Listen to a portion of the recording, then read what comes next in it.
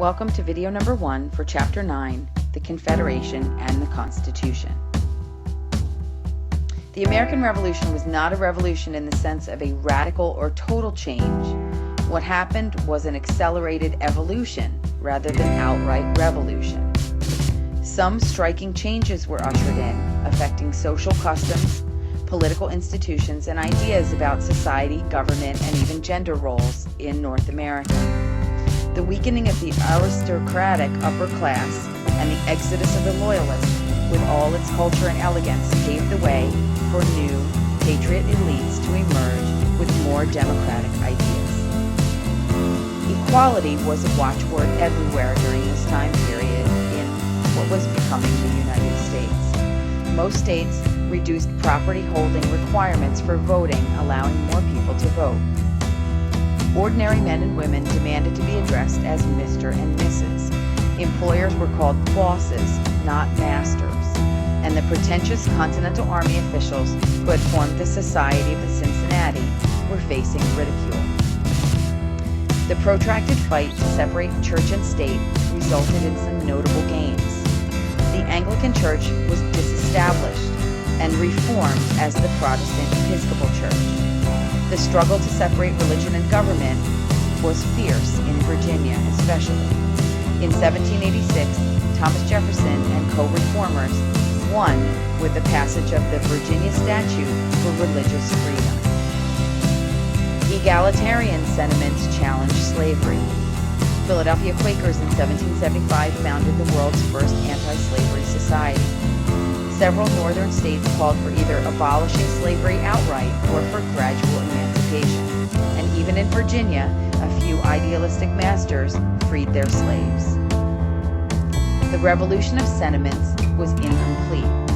The domestic slave trade continued to grow dramatically.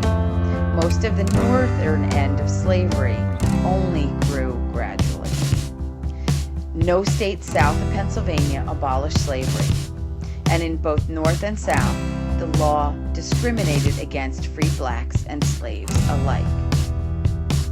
Why were there not more rapid changes? The fledgling idealism of the Founding Fathers was sacrificed to political expediency. A fight over slavery would have fractured the fragile Union. Great as the evil of slavery is, a dismemberment of the Union would be worse.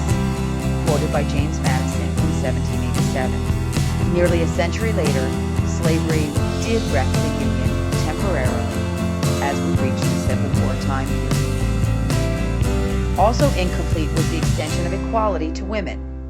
New Jersey's new Constitution in 1776 for a while allowed women to vote, but in general, the civil status of women remained unchanged. Central to the Republican ideology was the idea of civic virtue, which meant that democracy depended on the unselfish commitment of each citizen to further the public good. Who could better cultivate virtue than mothers to whom society entrusted the moral education of their young? So the idea of Republican motherhood basically elevated women to a prestigious role as special keepers of the nation's conscience. Educational opportunities for women expanded as a result, so wives and mothers could better cultivate the virtues demanded by the Republic. And Republican women now bore the responsibility for the survival of the nation. This is a picture of Elizabeth Mumbet Freeman, who was, during the Revolutionary era, she sued her Massachusetts master for her freedom from slavery, won the lawsuit, and lived the rest of her life as a paid domestic servant in the home of the lawyer who had pleaded the case. Disruptive forces stalked the land. Departed Tories left the political system inclined toward experimentation and innovation. The economy stumbled in the post-revolutionary period. Yet 13 sovereign states emerged. They shared a similar political structure and enjoyed a rich political inheritance, and they were blessed with good political leaders. The Constitutional Congress in 1776 called on the colonies to draft new state constitutions.